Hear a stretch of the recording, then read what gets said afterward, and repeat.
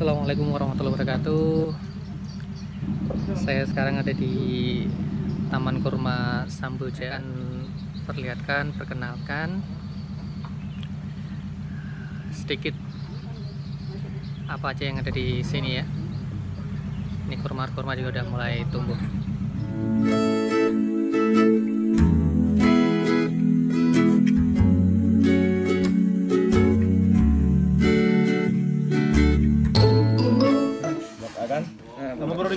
Saat ini saya berada di Saung, tempat pengembang menjelaskan properti kepada para calon investor. Di sini kebetulan datang juga owner kebun kurma, itu Pak Gun dari Jakarta, itu yang pakai masker warna hijau di bagian belakang sana. Terus kurma di sini terbagi menjadi 3 klaster ya. Klaster ABC ada Alhambra, Brunei dan Cordoba.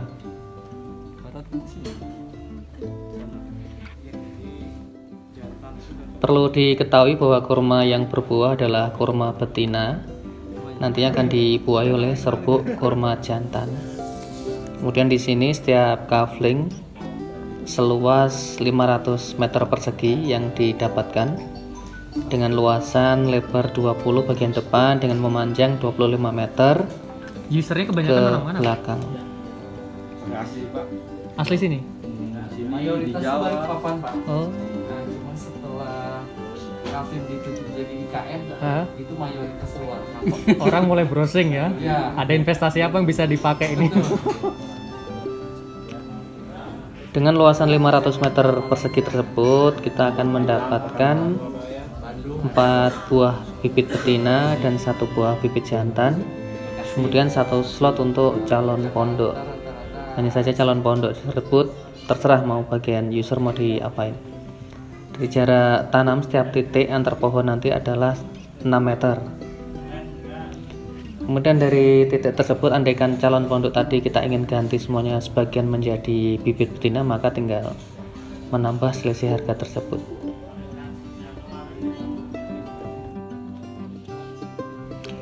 Di sini sebentar lagi kita akan temui 1 pohon kurma betina yang sebenarnya usianya belum 2 tahun ya, tapi sudah subur, sudah setinggi kita, tingginya sekitar 160 cm, namun sudah berbunga. Hanya saja karena belum terdapat bunga atau serbuk pohon jantan, jadilah bunga yang muncul dari kurma betina tadi tidak bisa menjadi kurma. Istilahnya di sini adalah istilah prematur yang belum bisa berbuah. Kemudian tanah di sini dasarnya adalah tanah lahan gambut dan berada di bawah aliran air waduk Samboja. Dari waduk gitu ya? Dari waduk. Ini kita ke waduk lah. Mudah-mudahan bisa dibuka. Minta bantuan sama Pak Bagus. Kita berwisata di waduk Samboja. Iya. Ini pun nanti rencananya mau dilebarkan kan ya? Ini kalau dilebarkan bisa pakai memang perahu-perahu. Oh iya Pak. Rencana sih kita itu Ada wisata airnya Pak. untuk pintu air nanti semua di sini.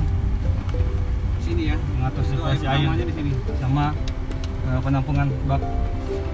Sama sebelah sana bak air juga. Ya di dam ini gitu ya. Karena airnya kurma itu harus dibuat berputar. Kita lihat yang A1 dulu kali ya. Berang. A1. Di perbaikan jalan. Ya. Jalannya masih belum fix. Nah ini Lihat. Ini yang apa? Ini sempat berbuah ini Pak. sebelah sini.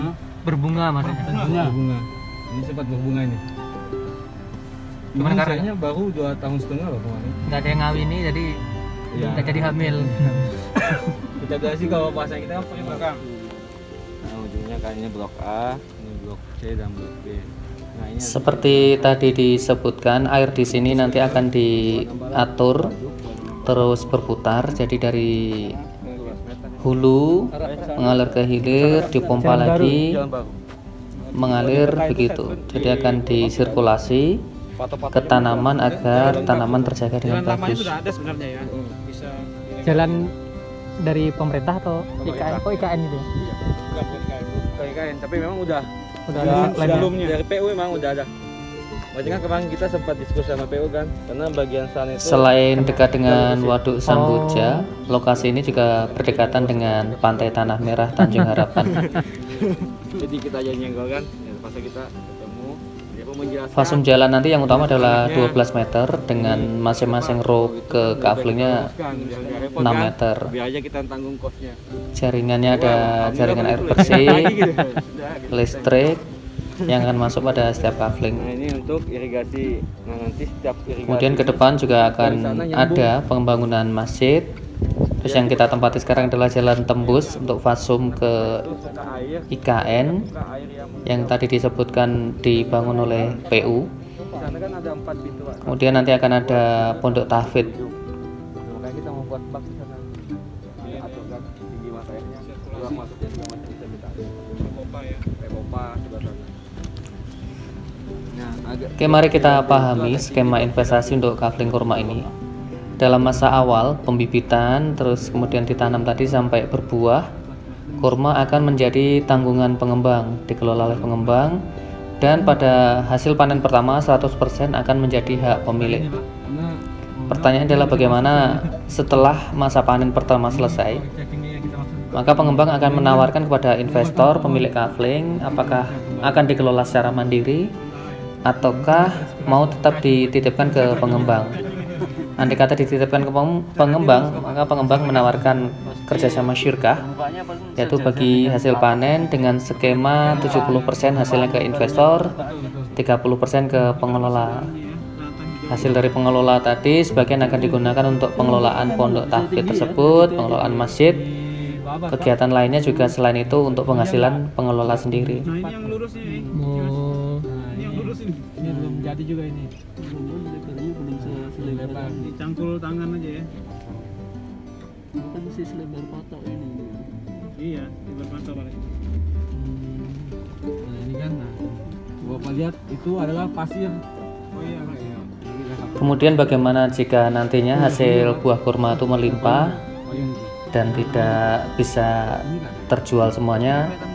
Artinya jika tidak semua terserap untuk dimakan atau dikonsumsi secara langsung, maka akan dibuat produk turunan seperti minuman ataupun makanan sebagaimana dilakukan di Thailand.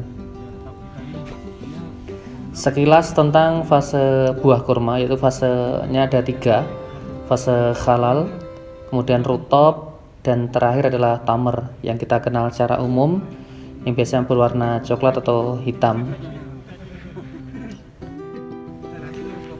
Kurma yang ditanam di sini adalah nantinya kurma varian Barhi yang bisa kita lihat itu yang mempunyai ciri khas manis pada saat fase rutop, kemudian menghasilkan fase tamer. Semua kurma ya menghasilkan fase tamer tuh perlu pemanasan alami dengan matahari ataupun buatan paling tidak bersuhu 40 derajat Celcius. Itulah mengapa kalau di Arab Saudi sana, di daerah Timur Tengah sana, rata-rata kurma menjadi fase tamer. Terus perkiraan usia kurma itu adalah 3-4 tahun pada masa berbuah pertama dan akan menghasilkan 10 tandan buah segar, di mana satu tandan buah segar berkisar antara 10 kiloan ya, satu bonggol tersebut. Terus masa mendapatkan 10 tandan buah segar tersebut dalam jangka masa panen selama 4 bulan. Kemudian sedangkan dalam 1 tahun 8 bulan sisanya kurma tidak berbuah. 1 kilogram rutop saat ini dijual dengan harga 300 ribuan. Maka silahkan dihitung sendiri untuk semua hasil tersebut. Satu untuk hasil tandan buah segar tadi kalau dikalikan dengan jumlah kurma Anda dalam satu kafling, silahkan dihitung sendiri. Alhamdulillah sangat menggiurkan. 36 ini kan. Di depan ini adalah bibit-bibit yang siap tanam. Kemudian ya, ini adalah pondok yang bisa kita pesan tapi di luar dari harga penjualan. Kemudian pertanyaan adalah berapa harga satu kafling tersebut dengan fasilitas 4 kurma betina dan 1 kurma jantan. Di sini mereka jual seharga 140 jutaan ya, bisa cash atau pembayaran bertahap. Yang menemukan orang Taiwan. Silakan menghubungi langsung kepada pengembang karena saya bukan salesnya. Oh, Kolak 1. Kalau Ini di sini kita bisa lihat sendiri ya, ada luasan 20 kali 25 meter, terdiri dari 5 pohon kurma, 4 betina dan 1 jantan dengan 1 ilustrasi pondok tersebut. Kemudian bagaimana jika kita punya 2 atau 4 kafling, kita tidak semuanya pengen seperti itu skemanya, bisa aja kita melakukan dengan kita tanam dengan hampir sebagian besar adalah betina dengan 1 jantan, karena 1 jantan tersebut bisa membuahi atau bisa untuk 10 betina. Nanti kita hitung sendiri. Jadi misalkan 3 kafling kita cukup punya 1 jantan, dan sisanya berarti berapa? 6 kali 2 tambah 5, 17 nya betina. Itu bisa saja seperti itu. Nah, satu bibit betina itu dihargai di sini 5 juta dengan konsekuensi adalah perawatan sampai berbuah pertama. Baiklah, sekian video saya belajar investasi kurma. Jika ada diskusi atau pertanyaan silahkan tulis di kolom komentar. Wassalamualaikum warahmatullahi wabarakatuh.